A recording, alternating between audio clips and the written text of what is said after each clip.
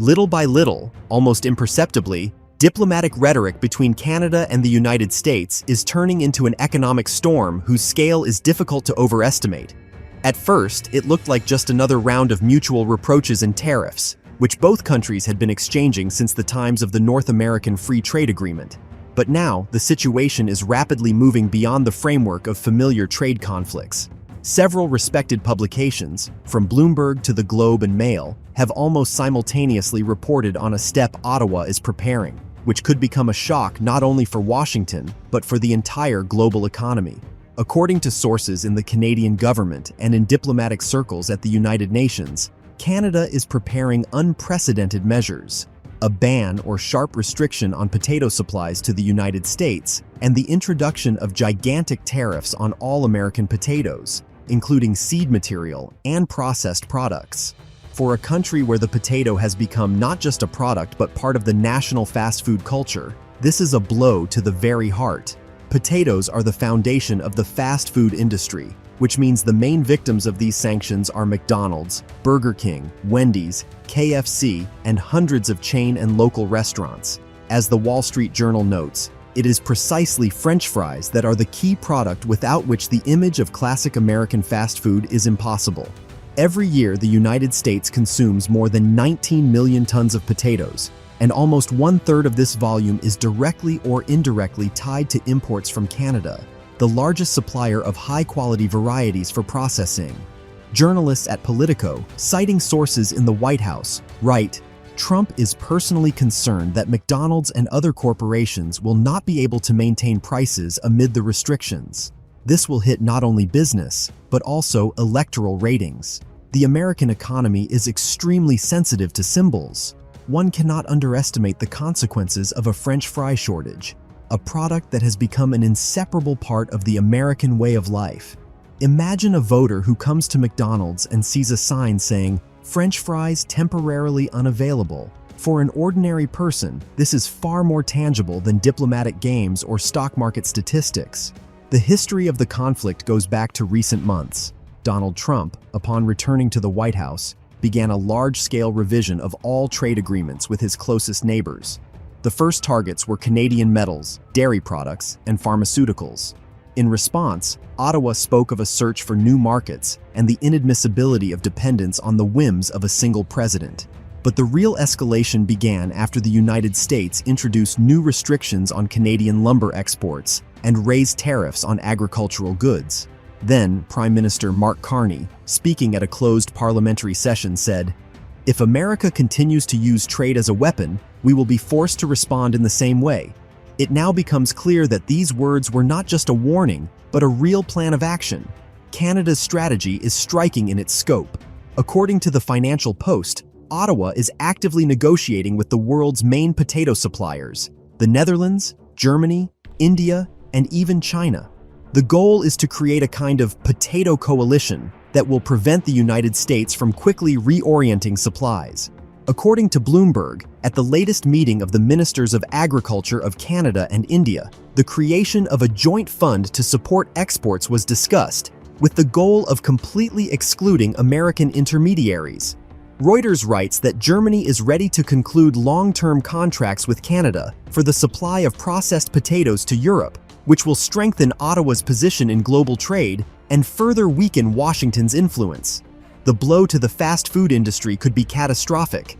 Experts from the consulting company McKinsey have calculated that if potato supplies from Canada are restricted by even 40%, the price of French fries in the United States will increase 1.5 to 2 times within just 3 months. And this will lead to massive losses for restaurant chains, a rise in unemployment in the fast food sector, and a decline in consumer activity. Fast food remains the most affordable way of eating for millions of Americans. Potatoes are not just a product, they are a symbol of stability for the average American, notes The Economist. And if this symbol disappears, the consequences will be much deeper than one can imagine. The political reaction has already followed. The White House accused Canada of economic sabotage and playing into China's hands. Donald Trump himself wrote on Truth Social, "If Canada thinks it can dictate terms to America, they are wrong. We will make their market insignificant." But in Ottawa, These threats only strengthened determination. Mark Carney emphasized at a press conference, "We will no longer allow our market to be used as a hostage. Canada has the right to defend its interests." For the United States, the situation is aggravated by the fact that potatoes are not only food, but also a political factor. In the states of Idaho, Washington, and Colorado, where the largest farms and processing plants are located, farmers' associations have already declared a catastrophe. CNN reports that farmers are demanding urgent support and compensation from Congress. But even then, they will not be able to replace Canadian supplies, which ensured stable quality and low prices. "We can produce potatoes, but we will not be able to quickly rebuild all the logistics and processing. That takes years of investment," said one of the leaders of a farmers' union in an interview with NPR. Thus, the potato crisis is becoming not just a trade dispute, but a new stage of global confrontation. Canadian measures will hit the American economy no less than sanctions on metal or oil. And the symbolic effect, empty French fry boxes in McDonald's, will become a powerful blow to Donald Trump's image, who builds his policy on the slogan, "America First." The irony is that this very slogan is now turning against him. The more Washington pressures its allies, the faster they look for ways to bypass the United States. Perhaps the current potato war is only the beginning of a much larger and systemic conflict that may affect the entire global economy.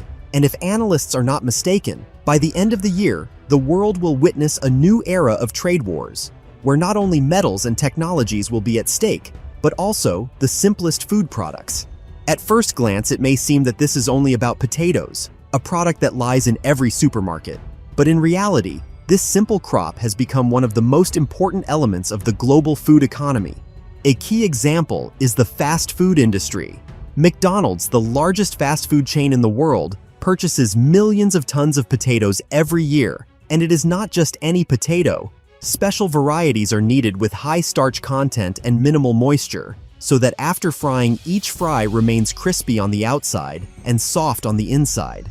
According to the Washington Post, more than 70% of supplies for McDonald's in the United States came from Canada, where the climate is ideally suited for growing these varieties. At the same time, Canada is skillfully playing on this contrast. Ottawa understands. The issue is not only about money, but also about perception.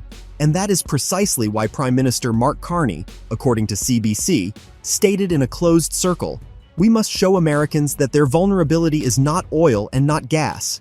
Their vulnerability is in what they consider ordinary and eternal." In these words lies the essence of Canada's new strategy, to strike at symbols, not only at statistics. Experts are certain this is only the beginning. If the United States continues its pressure, Canada may extend restrictions to other products, for example syrup, grain, or meat. But potatoes were chosen first because their effect will be felt immediately. This is a step that every American will notice, from New York to Texas. And that is the main risk for Trump. The political cost of the potato war may turn out to be far higher than the economic one.